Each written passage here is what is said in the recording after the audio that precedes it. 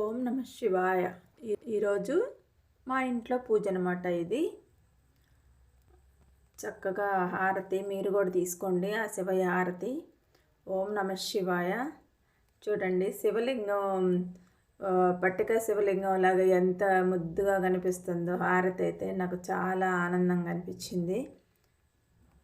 ఒక్కసారి ఓం నమ శివాయ. అట్లాగే అందరినీ ఆ కైలాసనాథుడు పార్వతీ అమ్మవారితో కొలువుండి చక్కగా అందరినీ దీవించాలని ఆశీర్వదించాలని మనసారా కోరుకుంటూ నేను మీ ప్రమీళ శ్రీనివాస్, దుర్గమ్మ తల్లి అమ్మవారు, ఇంకా మా శ్రీలక్ష్మి తల్లి, ఈ చల్లని తల్లి, మా చక్కని తల్లి, అక్కడ కృష్ణయ్య, గోమాత. ప్రతి ఒక్కళ్ళ ఇంట్లో గోమాత ప్రతిబింబం ఉంటే మంచిది అని చెప్పని అందరూ అంటున్నారు. అది నిజమేను. ఎందుకంటే మనం ఎలాగో రోజు గోమాతకి పూజ చేయలేము. మన ఇంట్లో ఉంటే మన పూజ గదిలో ఉంటే రోజు మనం కూడా పూజ చేసుకోవచ్చు కదా. అందుకని చెప్పేసి నేను కూడా తీసుకొచ్చి ఇంట్లో పెట్టుకుని, మీరు కూడా తీసుకొచ్చుకొని ఇంట్లో పెట్టుకోండి. నిన్న ఒక చిన్న వీడియో ఒకటి చూశానమాట. నాకు ఎందుకో చెప్పాలి అనిపించింది, అందుకే చెప్తున్నాను.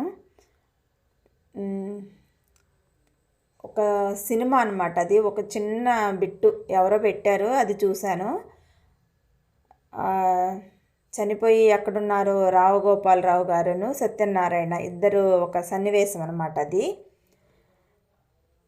రావు గోపాలరావు శివయ్య వేషం ఆ సినిమాలో. రోజు సత్యనారాయణ శివయ్యకి పూజ చేస్తూ ఉంటాడనమాట. ఒకరోజు పూజ చేసి బయటకు వస్తాడు. వస్తా ఒక కళ్ళు లేనతను, కళ్ళు లేవు బాబు, కబోజిని బాబు అనుకుంటూ నడుచుకుంటూ వస్తాడనమాట. నడుచుకుంటూ వస్తుంటే ఆయన చూసి రోజు కళ్ళు లేవు అనుకుంటూ అంత దూరం వెళ్తున్నాడు కదా. అయినా కొంచెంసేపు ఈ 10 నిమిషాలు నేను ఎంత దూరం నడుస్తానో చూద్దాం కళ్ళు మూసుకొని అని చెప్పని కళ్ళు మూసుకొని నడుచుకుంటూ వస్తాడు. ఈలోపు శివయ్య అనుగ్రహించి ఒక మూటను తీసుకొచ్చి ఆయన ముందేస్తాడు. ఆ పూజారి వస్తున్నాడు కదా అని చెప్పని ముందేస్తాడు. కానీ విచిత్రం ఏంటంటే ఆ మూట దగ్గరకు వచ్చేసరికి ఆ బిచ్చగాడిని చూసి నేను కూడా కళ్ళు మూసుకొని నడవగలనా లేదా అని చెప్పేసి కళ్ళు మూసుకొని ఆ మూటను దాటి యువతలకు వస్తాడు.